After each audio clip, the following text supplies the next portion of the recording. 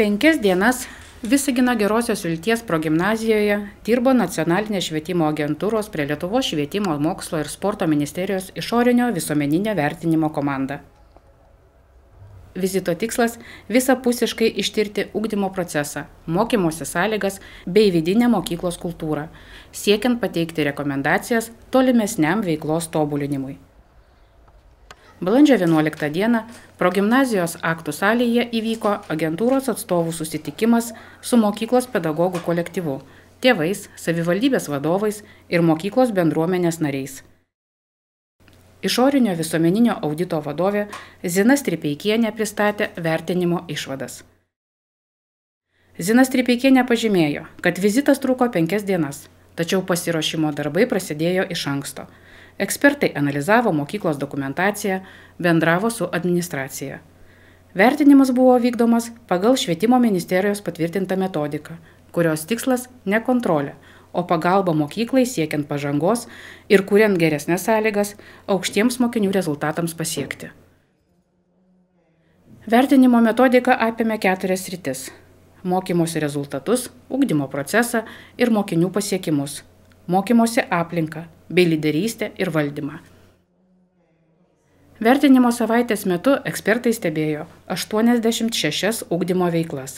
Tai buvo pamokos, logopediniai užsiėmimai, taip pat neformalaus ugdymo veiklos, būreliai, konsultacijos, klasės valandėlės, renginiai.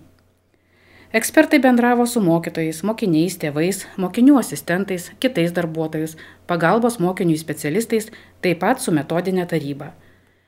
Jie taip pat lankėsi Visagino savivaldybėje, kur susitiko su miesto meru ir švietimo, kultūros, sporto bei valstybinės kalbos komisijos atstovais.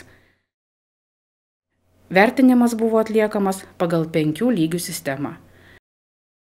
Aukščiausias 4 lygis – labai gerai, efektyvu, originalu. 3 lygis – gerai, tinkamai, lankščiai. 2 lygis – patenkinimai, neblogai. 1 lygis – blogai, nekonkrečiai.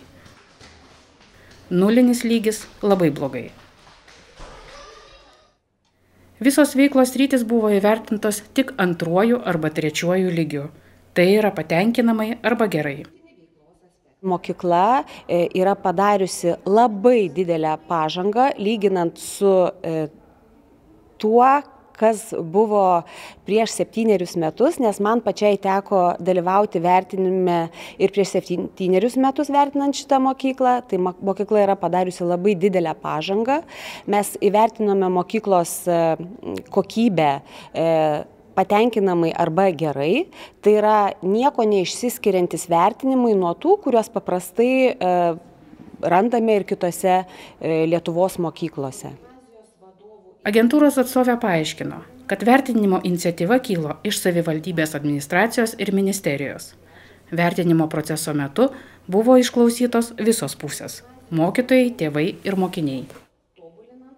Šitas visuminis vertinimas buvo užsakytas ir inicijuotas savivaldybės administracijos ir švietimo ir mokslo ministro.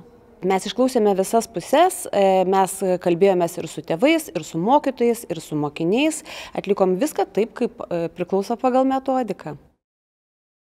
Nors metodika numato visapusišką visų mokyklos gyvenimo aspektų vertinimą, ekspertai negalėjo ignoruoti sausio mėnesį progimnazijoje įvykusių patyčių atvejų. Todėl tarp rekomendacijų tobulinimui buvo išskirtos sritys susijusios su bendradarbiavimu su tėvais bei pagalbos mokiniams sistema. Šiaip iš tiesų mes pagal vertinimo metodiką vertinome tai, viską, kas yra mokykloje. Bet žinoma, atsiriboti nuo šitų įvykių, kurie vyko sausio mėnesį, tikrai nepavyko. Ir šitų įvykių kontekste mes iš tikrųjų ir teikiame ir tas išvadas, kurias jūs girdėjote. Tai dalis tų išvadų iš tiesų ir yra paveiktos to konflikto, kaip pavyzdžiui bendradarbiavimas su tėvais šiuo metu yra mokyklos tobulintina sritis arba pagalbos teikimas mokiniams. Vertinimo rezultatai bus perduoti mokyklos administracijai, švietimo skyriui ir savivaldybei. Juose detaliai aprašytos visos progimnazijos veiklos sritys ir pateiktos konkrečios rekomendacijos. Mokykla galės jomis remtis planuodama tolesnius žingsnius savo tobulėjimui. Kalbant apie platesnės visuomenės galimybę susipažinti su vertinimo rezultatais, tai paliekama pačios mokyklos nuožiūrai. Po vertinimo išvadų pristatymo Zina Stripeikienė supažindino su visais išorinio visuomeninio vertinimo komandos nariais. Ji padėkojo mokytojams ir mokyklos administracijai už šiltą priėmimą ir bendradarbiavimą, bei kreipėsi į progimnazijos direktorę su palinkėjimu. Gerbiamoji direktorė, jūs tikrai žinote, kad norint diriguoti orkestrui, visada reikia atsukti žiūrovui nugarą. Jūs turite puikų orkestrą. Diriguokite jam ir toliau. Tik nepamirškite karts nuo karto atsisukti ir nusilenkti publikai.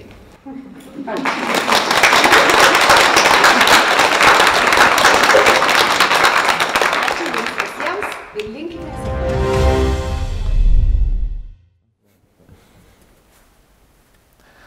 Brangus broliai ir seserys Kristuje, sveikiname jūs su šventomis Velykomis. Kristus prisikėlė, iš tiesų prisikėlė.